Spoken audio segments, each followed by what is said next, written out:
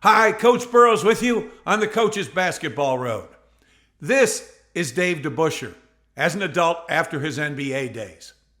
He was born in suburban Detroit in 1940. You could say he was a homebody in the sense of a special loyalty to his roots. There was a time it appeared he would never depart Detroit. He only wore another team's jersey mid-career because he was the centerpiece of one of the NBA's most famously productive trades. We'll get to it. DeBusschere went to Austin Catholic Prep that was on Detroit's east side. His team won the state title 1958. That's his senior season.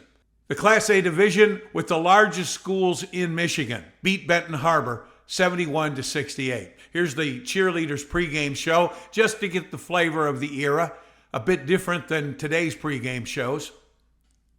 DeBusschere right here in the opening tap. Watch him as he follows the play down the floor. First shot of the game, he gets the first rebound of the game. Here he is on defense. This would become his specialty. The block. Look at the aggressive recovery on the loose ball. And that's against Chet Walker, who had 25 points in this game, also a future NBA Hall of Famer. Another defensive rebound, the box out was his hallmark. And he could play offense too. Turnaround jumper, man right in his shirt. He just shot it over the top of him. He had 32 points in the title game win. Again, 71-68. He wore number 15 for Austin Catholic, but the rest of his career, he wore jersey number 22. The traditional post-game celebration team shot. And I want to shout out to his coach there on the left, Charles Hollisey. All high school coaches who achieve this moment deserve some recognition. State title in hand. Upon graduation, he's a five-star recruit, what we call it today. Hundreds of schools recruiting him all over the country. And indeed, he does move on. He chooses a road trip of 7 miles to the University of Detroit Titans. It makes sense from a private Catholic high school to a private Catholic college, and he's still home. The University of Detroit was always a solid D1 independent basketball program. Now it's a national contender because one of their own native Detroiters stayed home. But they're going to have to wait a year. The archaic freshman ineligible for varsity rule, it happened to Oscar in Cincinnati, Alcindor/Jabbar, UCLA, Maravich at LSU. All were ineligible as freshmen. And in each case, the story is told the freshman team would beat the varsity team in practice. Probably true with DeBusschere as well. Over his 3-year varsity career, he averaged 24 points, 19 rebounds, leads the team to a 53-27 record. 2 NITs, National Invitational Tournaments, back when it was an elite field of just 12 to 14 teams, and all games played in New York City at Madison Square Garden, basketball's most storied location. Sold out, enthusiastic crowds. Here's the fan reaction when the University of Dayton won it in 1962. Head coach Don Donaher called it his most satisfying win of his career, thought it as big or bigger than an NCAA title. DeBusschere and Detroit did not win an NIT, nor the NCAA tournament it was invited to, DeBusschere's senior season, but they made that elite field, which was just 23 to 25 teams. That's a total of 35 to 38 teams postseason in the 1960s, with both titles relevant. Today, with the play-in round, 68 in one tournament. University of Dayton enrollment, when they won the NIT, about 9,000.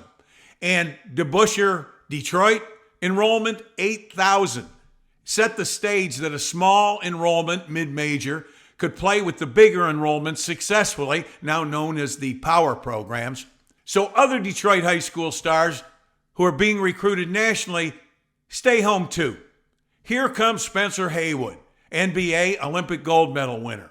John Long, Terry Durod, NBA players. But first, high school stars in Detroit who picked UD, Long and Durod playing for head coach Dick Vitale, who in 4 seasons, 78 wins, 30 losses. Vitale was a bigger story, going from UD to the Detroit Pistons. That was not successful, but that opened his window to the ESPN broadcast booth. I give you that name recognition history of UD in the 60s and 70s because the first big name paving the credibility path to UD basketball as a national contender is Dave DeBusschere. Two-time All-American when he graduates. Modern term, he'd be a lottery pick. He's been doing this always wearing his hometown colors and jersey. The 62 NBA draft, there's 9 teams. It's a smaller league, but still 9 teams, with the Lakers in Los Angeles and soon the Warriors in San Francisco making it a national coast-to-coast league. He's selected. And what does he have now? A 5-mile trip to downtown Detroit Cobo Arena, home of the Detroit Pistons, who made him their territorial pick, which meant they traded their first-round draft pick in exchange for selecting a local college star who played within a 50-mile radius of the team. Publicity reasons. The NBA needed publicity back then, and why not build off a local star? The Pistons have their man, a player with a built-in box office draw. And what happens? They watch him play pro baseball too. That same time period of 1962 and 1963, he is a major league pitcher in the spring and summer for the Chicago White Sox. And in the winter, basketball season, he is playing in the NBA as the Pistons' most important player with his instant fan drawing base, not to mention his skills. Chicago is the first team in any sport at any level. He wore a home uniform not based in or around Detroit. He was a two-sport star at the University of Detroit, the ace, maybe UD's all-time pitching great. Think of how imposing a 6-foot, 6-inch pitcher is at the college or even the pro level.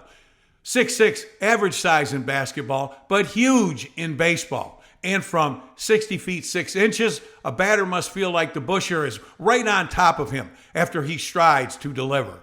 He led UD to 3 NCAA tournaments, had a career 2.20 ERA, which led the White Sox to be interested in this right-hander with a lively fastball, touted as a developing young gun who's big, strong, and athletic enough to be an NBA first-round pick. He pitches in 36 games, 3 wins and 4 losses in his 2-year career. But in 103 innings, he posts an excellent 2.90 ERA. At age 24, he gives up baseball to go to his safe place, the friendly confines of Detroit, and concentrate on basketball. But back at basketball in the NBA, he now has multiple duties, player and coach. He is the youngest player-coach ever. As a matter of fact, the youngest coach still stands at age 24. It didn't go great for him. 3 seasons ending in 65, 66, 67, 79 wins, 143 losses, no playoffs. He resigns to be a star player only. His personal stats, though, were remarkably stable, doing both jobs. 16 points, 11 rebounds, 2 assists, 2 All-Star games as dual player coach. As a solo player, he posts all-star numbers again, a little bit higher, 18 points, 13.5 rebounds, 2.5 assists. He played in all 80 games. 1968 is his last all-star game as a Piston.